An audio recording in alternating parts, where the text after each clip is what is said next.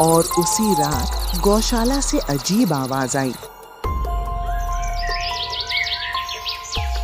सुबह पता चला एक गाय जहर से मर चुकी थी।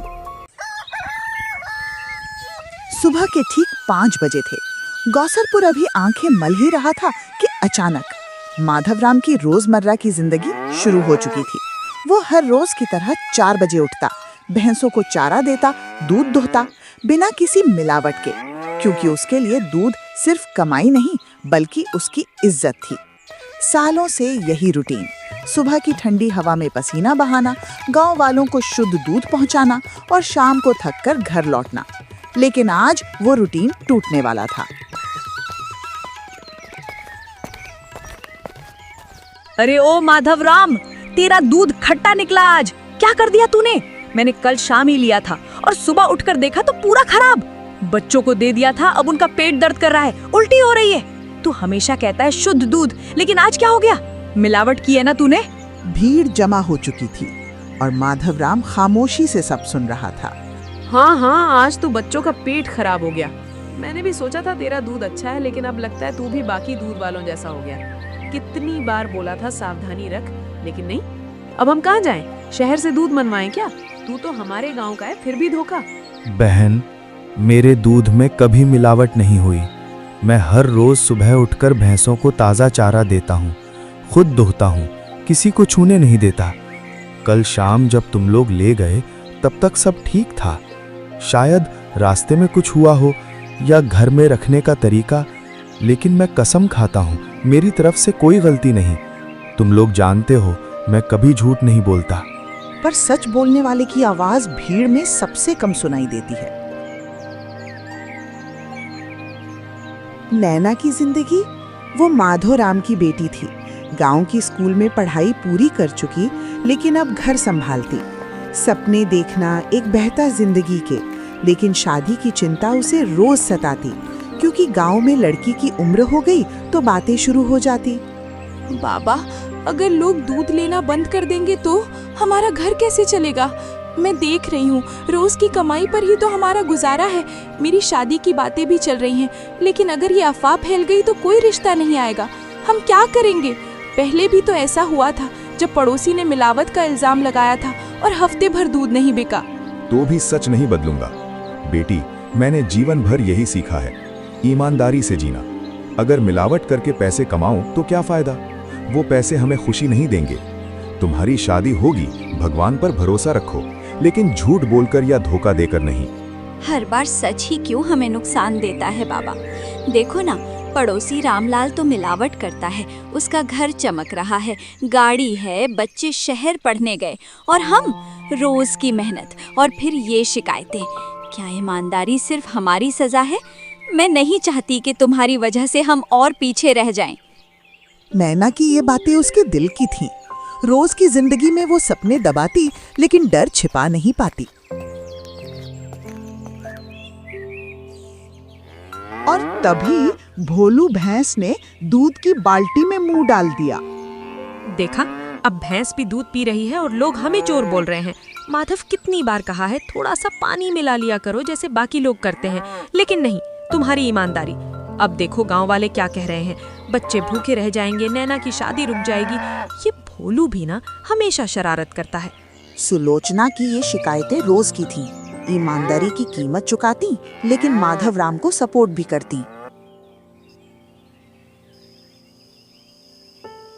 अगर मेरी वजह से बाबा झुक गए तो ये ईमानदारी किस काम की? मैं नहीं चाहती कि मेरी शादी के लिए वो अपना सिद्धांत छोड़े, लेकिन रोज़ देखती हूँ उनकी थकान, सुबह से शाम तक मेहनत और फिर ये इल्ज़ाम। क्या होगा अगर कल कोई रिश्ता आया और ये अफवाह सुन ली? मैं शहर जाना चाहती हूँ, पढ़ना चाहती हूँ, लेकिन ये गाँव की ज़िंदगी मुझे बांधे रखती है। भगवान, कुछ तो रास्ता दिखाओ। सुनो जी, नैना की उम्र हो रही है, पड़ोसी की लड़की की शादी हो गई, लेकिन हमारी ये दूध का धंधा अगर ऐसे ही चला तो क्या होगा? मैं रोज घर संभालती हूँ, तुम बाहर लड़ते हो, लेकिन परिवार की चिंता तो हमें ही करनी है ना।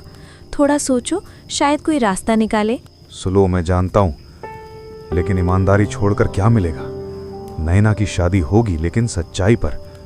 तुम भी तो जानती हो मेरी जिंदगी इसी पर टिकी है।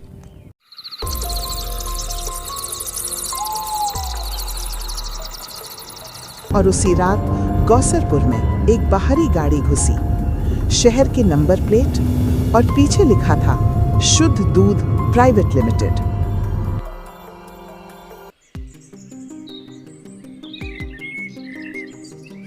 सुबह के 7 बजे जब माधवराम दूध बांटने की तैयारी कर रहा था, तभी एक चमचमाती गाड़ी सीधे उसके आंगन के सामने रुकी।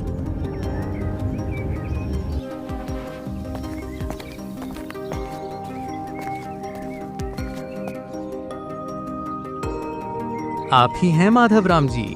मैं इरफान मलिक हूँ, शहर से आया हूँ। आपकी बहुत तारीफ सुनी है, शुद्ध दूध, कोई मिलावट नहीं। गांव वाले कहते हैं आपका दूध सबसे अच्छा है। इरफान ने चारों तरफ देखा। कच्ची दीवारें, पुरानी गायें और एक बेटी जिसकी आंखों में सवाल थे। सुना है आप बहुत ईमानदार हैं। आजकल ऐसे लोग कम मिलते हैं। मैं आप जैसे लोगों की तलाश में था। ईमानदारी शब्द माधवराम के लिए इज्जत था, इरफान के लिए हथियार। सीधी बात करता हूँ, मुझे आपका दूध चाहिए, पूरा गांव रोज का। आप जितना दूते हैं उतना सब मुझे दे दीजिए।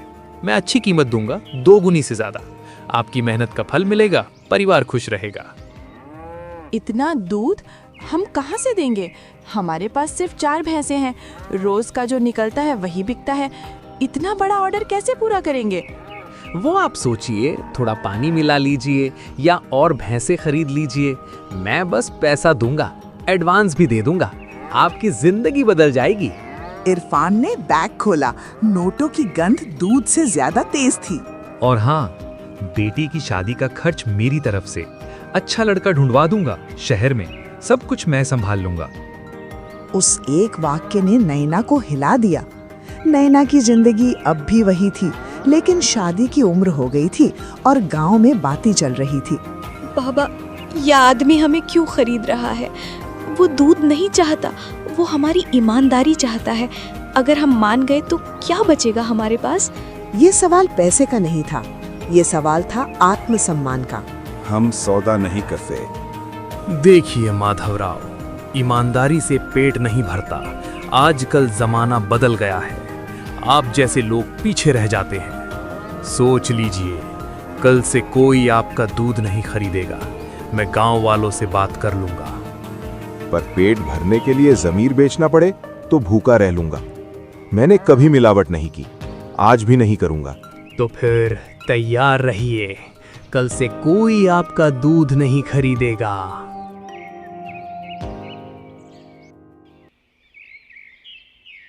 अगले दिन दूध भरा रहा, पर ग्राहक नहीं आए। माधवराम की रोज की मेहनत, सुबह दुहना, बाल्टियां तैयार करना, सब बेकार।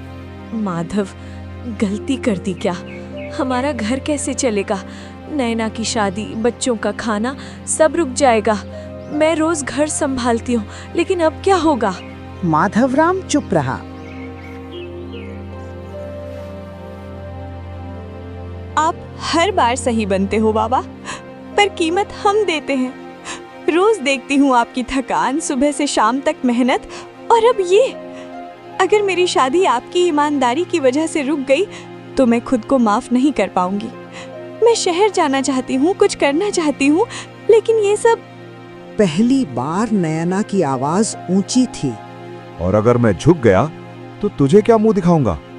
मैंने तुझे यही सिखाया है, सच्चाई पर चलना। अगर आज मैं बिक गया तो कल तू क्या सोचेगी अपने बाप के बारे में? और उसी रात गौशाला से अजीब आवाज आई। सुबह पता चला एक गाय जहर से मर चुकी थी।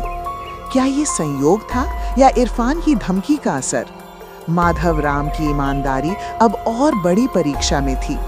कुछ हादसे दुर्घटना नहीं होते, वे संदेश होते हैं। गौसरपुर में मरी हुई गाय एक संदेश थी, झुको नहीं तो टूट जाओगे। बाबा, इसने क्या बिगाड़ा था? गुड्डी तो हमेशा शांत रहती थी, रोज सुबह मुझे देखकर पूंछ हिलाती थी। मैं उसे सहलाती थी, चारा देती थी और वो मुझे ऐसे देखती जैसे समझ रही हो। अब वो ऐसे पड़ी है। क्या हमारी ईमानदारी की कीमत जानवरों को चुकानी पड़ेगी? माधवराम के होंठ हिले पर आवाज नहीं निकली। अब क्या करेंगे? अब तो डर भी दूध से ज्यादा गाढ़ा हो गया है। अगर जानवर ही सुरक्षित नहीं तो हमारा घर कैसे चलेगा? बच्चे क्या खाएंगे? डर सच में गाढ़ा था, पर उसी डर में कुछ और भी घुल रहा था। गुस्सा। नैना चुप थी, बहुत ज्यादा चुप। नैना की रोजमर्रा अब बदल रही थी। पहले वो घर संभालती, किताबें पढ़ती, शादी के सपने देखती, लेकिन अब डर और गुस्से ने उसे जगा दिया था।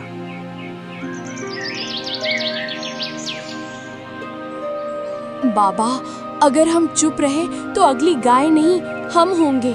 मैं रोज देखती हूँ आपकी मेहनत, लेकिन अब बस। ये लोग हमें डरा कर जीतना चाहते हैं, लेकिन अगर हमने कुछ नहीं किया तो हमारा घर, हमारा सम्मान सब खत्म हो जाएगा। तू क्या कहना चाहती है? तू हमेशा कहती थी कि शादी की चिंता करो, घर चलाओ, लेकिन अब ये आग कहाँ से आई? अब सौदा नहीं होगा, अब जवाब होगा। हम चुप नहीं रह सकते बाबा। अगर हमने इन शहर वालों को रोक लिया तो गांव हमारा साथ देगा। नैना घर घर गई, दूध नहीं सच लेकर। गांव की औरतों की जिंदगी वैसी ही थी। सुबह उठकर चूल्हा जलाना, बच्चों को स्कूल भेजना, खेतों में काम और शाम को थक कर सोना। लेकिन अब डर ने सब बदल दिया था।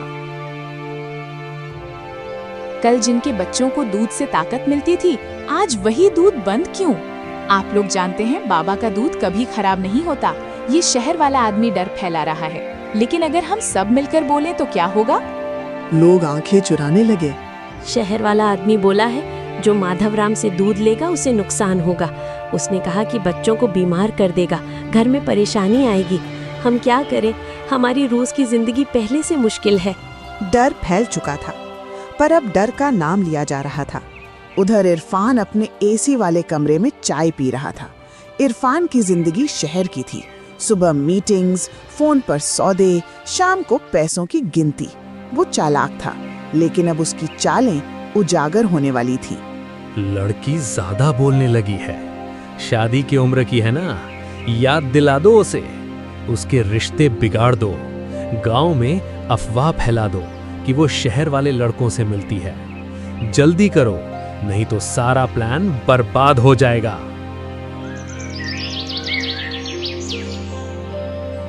रात, एक दिया, 3 चेहरे। माधवराम का परिवार अब पहले से ज्यादा एकजुट था, लेकिन दबाव बढ़ रहा था। अगर मैं झुक जाऊं तो तुझे आराम मिलेगा। मैं मिलावट कर लूंगा, पैसे कमा लूंगा, तेरी शादी कर दूंगा, लेकिन क्या वो खुशी होगी? और अगर आप झुक गए तो मैं जिंदगी भर आपको आदर्श नहीं मान पाऊंगी। आपने मुझे सिखाया है कि ईमानदारी सबसे बड़ी चीज है। अगर आज आप बिक गए तो कल मैं अपनी बेटी को क्या सिखाऊंगी? नहीं बाबा, हम लड़ेंगे। ये चुनाव दूध का नहीं था। ये चुनाव था बेटी की नजर में गिरने या दुनिया की नजर में। अगली सुबह नैना ने गांव के चौराहे पर खुद को खड़ा किया। आज से हम दूध मुफ्त बांटेंगे उन घरों में जहां बच्चे हैं। जो डर रहे हैं वो आओ, हम साथ हैं। ये शहर वाला हमें तोड़ना चाहता है, लेकिन अगर हम मिलकर खड़े हो गए तो वो क्या कर लेगा? गांव हिल गया। पागल हो गई है क्या? हमारा घर पहले से टूट रहा है, अब मुफ्त दूध? लेकिन तू सही कह रही है बेटी। डर बिकता है माँ, सच फैलता है। देखना, गांव वाले अब हमारे साथ आएंगे। और उसी दिन दोपहर में एक वीडियो वायरल हुआ। वीडियो में इरफान का आदमी दूध में कुछ मिलाते हुए दिख रहा था। अब खेल बदल चुका था। डर का रंग उतर रहा था और सच दूध की तरह ऊपर आने लगा था। क्या इरफान अब भागेगा या और बड़ी चाल चलेगा? ये तो वही कंपनी का आदमी है। हमने देखा वीडियो में, वो दूध में कुछ मिला रहा था और हम माधवराम को चोर कह रहे थे। मैंने खुद कल उसके दूध को फेंक दिया था। बच्चों को बोला था मत पीना। अब क्या मुंह दिखाऊंगा? और हम माधवराम को चोर कह रहे थे। मैं रोज सुबह उसके पास जाता था, दूध लेता था, कहता था अच्छा दूध है, लेकिन अफवाह सुनकर मैंने भी बंद कर दिया। अब लगता है हम सब धोखे में थे। ये शहर वाले हमें बेवकूफ बना रहे थे। शाम होते होते वही चमचमाती गाड़ी फिर गौसरपुर में थी। इरफान अब पहले जैसा मीठा नहीं था, उसका नकाब गिर चुका था। लड़की, बहुत नाटक कर लिया। तुमने वीडियो फैलाया, सोचा क्या मुझे डराओगे? मैं शहर का आदमी हूँ, मेरे पास पैसे हैं, कनेक्शंस हैं। तुम लोग गांव के हो, क्या कर लोगे? अब आप बोलोगे कम और सुनोगे ज्यादा। आपने हमारी गाय को जहर दिया, गांव ने डर फैलाया, मेरी शादी की धमकी दी, लेकिन अब सब देख चुके हैं आपका सच। जाइए और कभी मत लौटिए। ये उठा लो, ये पैसे तुम्हारी शादी भी हो जाएगी और चुप्पी भी। ले लो और घर जाओ, तुम्हारी तरह गरीबों के लिए यही काफी है। ये कीमत है आपकी गंदी सोच की। आप सोचते हैं पैसे से सब खरीद सकते हैं, ईमानदारी, सम्मान, शादी, लेकिन ये पैसे आपके जैसे लोगों की नीचता के लिए हैं। हम इन्हें नहीं चाहते। एक आदमी आगे बढ़ा, फिर दूसरा, फिर पूरा गांव। गांव वालों की रोज की जिंदगी अब बदल रही थी। अब वो डर नहीं, एकजुटता महसूस कर रहे थे। अब दूध यहीं से जाएगा या कहीं से नहीं। हम माधव राम का दूध लेंगे क्योंकि वो शुद्ध है। तुम्हारी कंपनी का दूध अब कोई नहीं लेगा। तुम लोग पछताओगे। मैं वापस आऊंगा और तब तुम्हें माफ नहीं करूंगा। पछतावा सच से नहीं, गलत से होता है। तुमने जो किया, मिलावट, जहर, धमकी, उसका पछतावा तुम्हें खुद करना पड़ेगा। हमारा गांव अब मजबूत है। गांव ने तय किया, उस कंपनी का दूध नहीं, उसका आदमी नहीं, उसका डर नहीं। आज अगर तू नहीं होती तो शायद मैं टूट जाता। मैंने सालों से ईमानदारी का बोझ ढोया, लेकिन आज लगा कि वो बोझ नहीं, ताकत है। तूने मुझे सिखाया कि अकेले नहीं लड़ना पड़ता। और अगर आप नहीं होते तो मुझे लड़ना नहीं आता।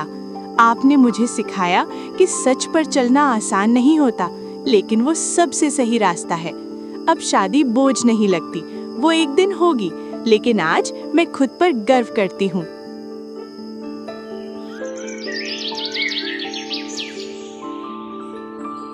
अगली सुबह दूध फिर बिका, थोड़ा कम पर भरोसे के साथ, क्योंकि दूध अगर सच्चा हो तो देर से सही पर जमता जरूर है। वीडियो वायरल हुए 3 दिन हो चुके थे। इरफान का नाम अब फुसफुसाहट नहीं था, सीधी बात बन चुका था। उसकी कंपनी का दूध पड़ोसी गांव में भी बंद हो गया है। लोग वहां भी वीडियो देख रहे हैं। अब वो शहर वाले डर गए हैं। हमने सोचा था माधव राम अकेला है, लेकिन अब सब साथ हैं। डर गया है साला, अब दिखता नहीं।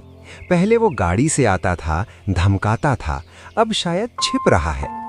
लेकिन सवाल ये है, क्या हमारा ये भरोसा टिक पाएगा अगर वो वापस आया तो? पर सबसे बड़ा सवाल अब भी हवा में था, क्या सच टिक पाएगा? शहर के एक गोदाम में इरफान अकेला बैठा था। उसकी जिंदगी पहले अलग थी, लेकिन अब गोदाम खाली था, फोन चुप था। एक गांव, सिर्फ एक ग्वाला और मेरी पूरी लाइन गिर गई। मैंने सोचा था आसान होगा, डराओ, पैसे फेंको, सब झुक जाएंगे। लेकिन वो लड़की, वो माधव राम, सबने मिलकर मेरी कमर तोड़ दी। अब क्या करूं? तभी फोन बजा। ऊपर से आदेश है, अब तुम्हारे साथ कोई काम नहीं करेगा। तुम्हारा नाम खराब हो गया है, कंपनी तुम्हें निकाल रही है। उधर गौसरपुर में नैना ने एक नया काम शुरू किया। नैना की जिंदगी अब बदल चुकी थी। सुबह घर के काम, फिर गांव की औरतों से मिलना, शाम को प्लान बनाना। वो अब सिर्फ बेटी नहीं थी, वो नेता बन रही थी। अकेले दूध बेचने से हम कमजोर थे। हर बार कोई शहर वाला आता, डराता और हम झुक जाते। अब हम साथ बेचेंगे, हमारा अपना सहकारी डेयरी बनाएंगे। सब मिलकर दूध इकट्ठा करेंगे, पैक करेंगे, बेचेंगे। कोई मिलावट नहीं, कोई डर नहीं। अगर फिर डराया गया तो? अगर वो लोग वापस आएं, धमकाएं या पुलिस भेज दें? हमारी रोज की जिंदगी पहले से मुश्किल है, घर, बच्चे, खेत। तो डर अकेले नहीं झेलेंगे, हम सब साथ होंगे। अगर एक पर हाथ उठेगा तो पूरा गांव खड़ा होगा। हमने देख लिया है, सच फैलता है, डर नहीं। माधवराव सब देख रहा था। उसकी जिंदगी अब पहले जैसी नहीं थी। वो अब अकेला लड़ाई नहीं लड़ रहा था। आज तो कुछ कह नहीं रहा। पहले हर बात पर बोलता था, ईमानदारी, सच, झूठ, लेकिन अब चुप है। क्या सोच रहा है? आज पहली बार मुझे कुछ कहना नहीं पड़ रहा। नैना और तुम सब कर रहे हो। मैंने सालों से अकेले बोझ ढोया, लेकिन अब देख रहा हूँ बोझ हल्का हो गया है। मैं गर्व कर रहा हूँ। एक दिन रिश्ता आया। लड़की का परिवार गांव में आया। लड़की पढ़ी लिखी है, अच्छी है, लेकिन शादी के बाद काम धंधा घर संभालना होगा ना। बाहर का काम छोड़ना पड़ेगा। नैना ने बीच में ही बात काट दी। काम धंधा मेरी पहचान है। मैं सहकारी डेयरी चला रही हूँ, गांव की औरतों के साथ मिलकर। अगर वो लड़का ये नहीं स्वीकार कर सकता तो रिश्ता भी नहीं चाहिए। मैं घर नहीं छोड़ूंगी, काम नहीं छोड़ूंगी। मुझे ये शर्त मंजूर है। मैं चाहता हूँ कि मेरी पत्नी खुद पर गर्व करे, जैसे आप कर रही हैं। यह जीत शादी की नहीं, बराबरी की थी, और सच की ताकत ने हर डर को हरा दिया।